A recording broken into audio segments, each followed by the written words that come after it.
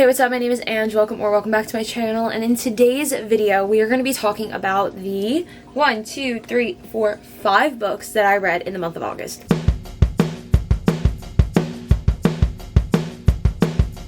Now, unfortunately, I did not read as much as I wanted to read in the month of August. However, I feel like I read a lot of good books, so I'm very happy with how the month turned out overall, although I wish I had been able to read more / gotten through more summer books since we are now in September and I'm kind of getting out of the summer reads, so those are all gonna have to wait until the next year yet again. But starting off strong, and this vlog will be out very soon, I read Heir of Fire by Sarah J. Maas, which if you have not read the series, obviously I do not want to spoil anything for you, so this is book number 3 in the Throne of Glass series, and it is just the continuation of the assassin Selena Sarduthian. I am reading it the romantic way, which I believe is Throne of Glass, Crown of Midnight, Heir of Fire, and then Assassin's Blade instead of Assassin's Blade first. So I am planning on reading that in the month of September. It actually took me a really long time to get through this one. I read this, I mark everything on Goodreads, from July 19th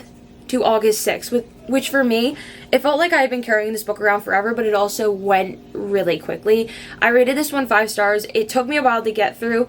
Busy, not that I didn't like it, so it felt like it was dragging a bit. There was just so much happening throughout this entire book that I was shocked. Like, we had Selena and so over here, and then you have these two people over here, and if I thought that their story was going to come together at the end, however it didn't, so obviously it's going to pick up in, what is the next one? Is it Queen of Shadows? Yes, Queen of Shadows is the one after how I'm reading it, Assassin's Blade. So I feel like that's when they're all going to get together again, but I feel like people are over here and then people are over here. Like, there was so much happening, and we were introduced to so many new characters in this book.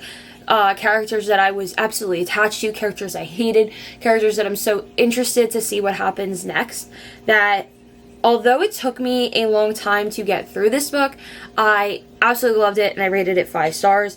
I love the progression of the characters, seeing how everybody is growing and changing and adapting to everything that is going on around them. The introduction of the new characters, like I said, there were a lot of new people in here, a lot of new stories, a lot of stories of the people from the first Throne of Glass book that their stories have just progressed so much that it's so interesting to watch. Honestly, I can't wait to see what happens in the next one. I am reading Assassin's Blade next, which is I think it's just a bunch of novellas all together, like little short stories, but I'm excited. I think that one's going to be a quick read for me because I need to know what happens next, like in this timeline. So yes, this was the very first book that I read in the month of August. The next book that I read was Powerless by Lauren Roberts, which is actually our book club read for the month of August.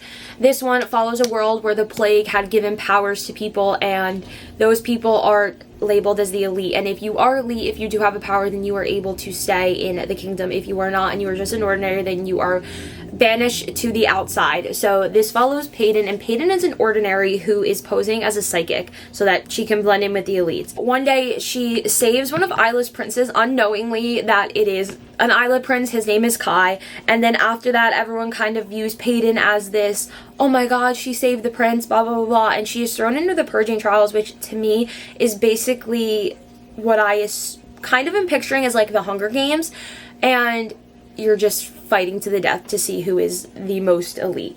So if the trials and the opponents within them don't kill her, the prince she's fighting feelings for will if he discovers what Peyton is. Reminds me so much of the Hunger Games. It is actually a competition where people can die, showcasing the elite's powers. So this follows Peyton and Kai. You will get more of all of my thoughts and feelings on this book in the book club read, which will be coming out, I think it's sometime in the end of September. But I will give you my shortened version here that I absolutely love this book. I rated it 5 stars. I thought that this book was incredible. So 2 5 stars back to back, like I said earlier on. Although I didn't read as much as I would have liked to read, I feel like I'm getting good quality books this month.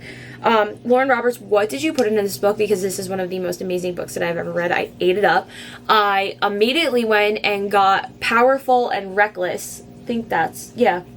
Powerful and Reckless, like literally immediately, although I am forcing myself to wait until we do this video so that I can read those next ones.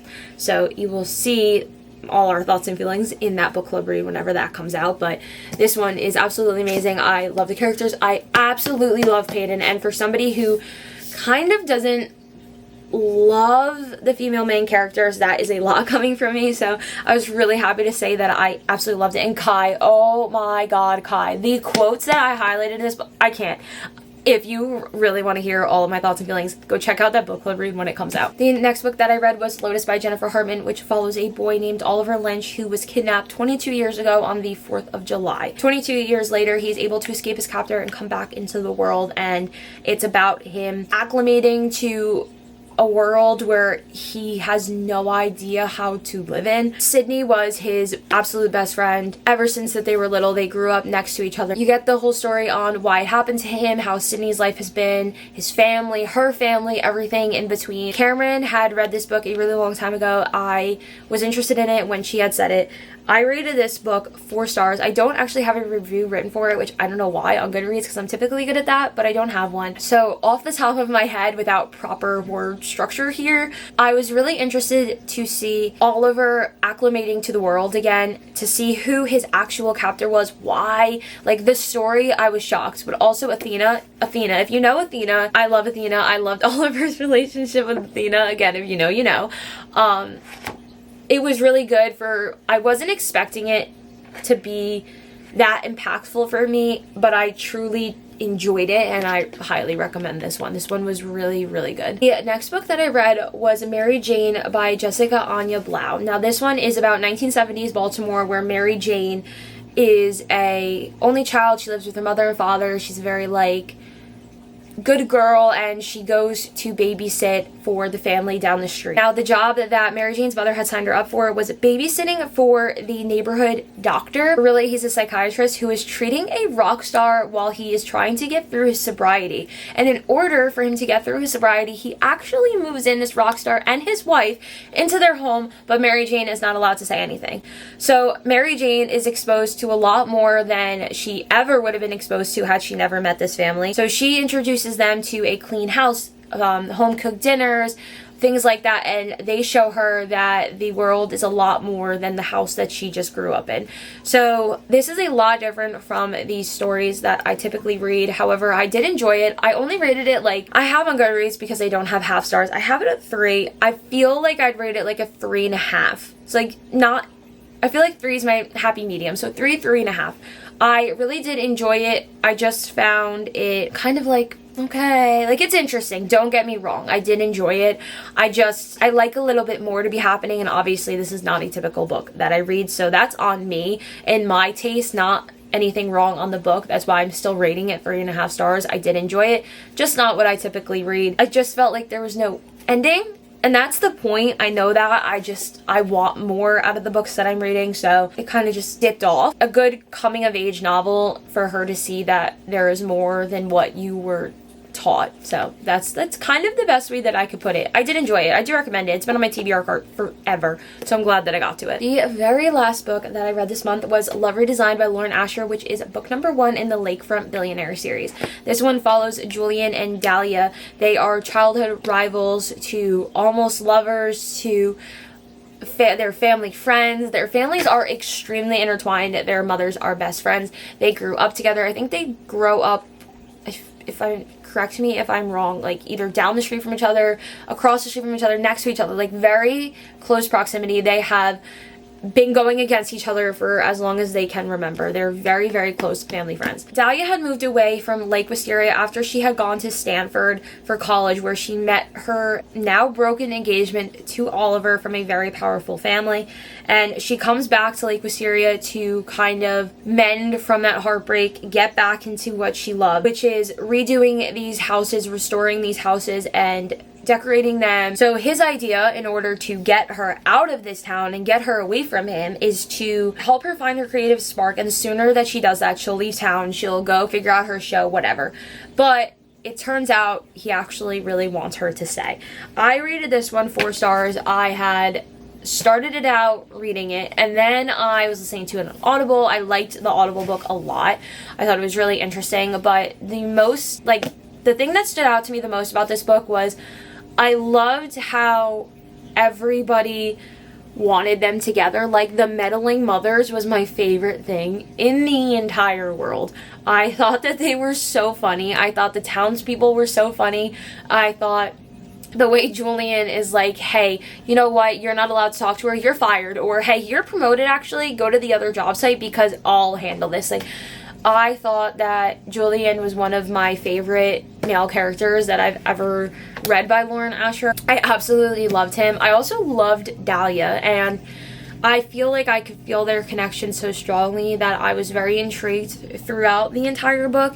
I'm definitely going to go pick up the second book when I'm off my book buying ban, whenever that's going to be, but unfortunately I'm not off my book buying ban. But I'm glad that I picked this up and forced myself to read it and made sure that I got through it this month. I thought it was really good. First, it was a little iffy, but I'm glad that I stuck through because the love that he feels for her, like, oh my gosh, I can't. I love him. I love him. I love him. It's amazing. I can't. And then honorable mention, because I didn't finish it in the month of August, so technically I cannot count it in this video, but I was reading The Silent Patient. I actually just finished it last night, which is technically the first, so again, I can't do that, but the majority of it was read in the month of August. So you'll see that in next month's wrap up, if I even remember that I read that book, because I finished it on the first day of September. But that brings this video to an end. I only read, like I said, 5 books. I feel like I am kind of upset that I only read 5 books, but kind of iffy when through the summer I feel like I'm not reading as much. But all around, the books that I was reading were really, really good, and I really enjoyed them. So I'm happy with that. So that's all that matters. I am, let's see, like a check-in, right? I think I'm at 64. I lied. 65 out of my goal of 80 for the year, which I definitely think that I will be able to do. So that's great. I have an ambitious TBR this month. I think it's like 8 or 9 books that I have on there because I chose 6. I have the book club read, and then there were like 1 or 2 that I really wanted to do and get to this month that I didn't choose in my TBR that I think that I'm going to read. So we will see how next month's wrap up is, but that brings this one to an end. Thank you so much for watching. I really appreciate it, and I will see you all next time.